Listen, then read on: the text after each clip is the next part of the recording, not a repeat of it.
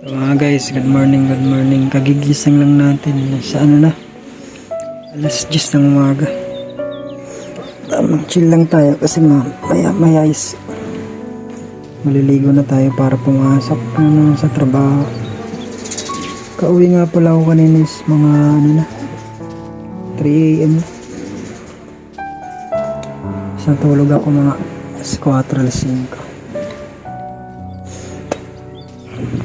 Tapos balik na naman sa trabaho. Talagang ganun talaga yung buhay. Wala namang ipinangakong magandang buhay dito sa sa lupa. I mean, wala namang pinangakong madaling buhay dito. Isa lang yung pangakong alam ko may katapusan yung lahat ng ito.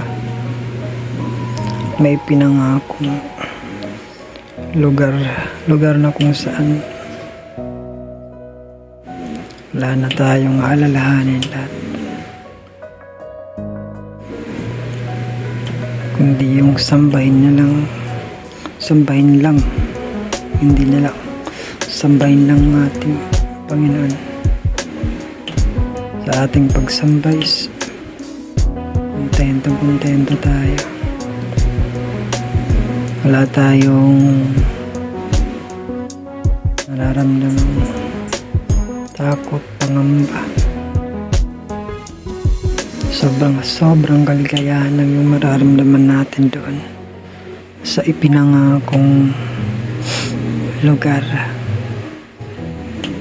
na walang katapusang kaligayahan, pagsamba sa piling niya, sa piling ng ating mahal na Panginoon.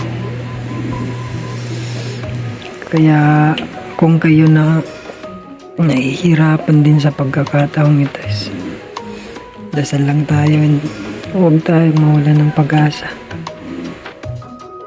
Ikwento natin lahat sa Kanya.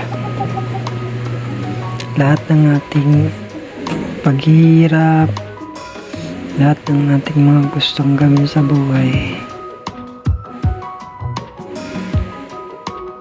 ikwento natin sa Kanya. Tsak lahat is gagaan yung loob mo. So yun lang. Papasok na ulit ako. God bless and bye-bye.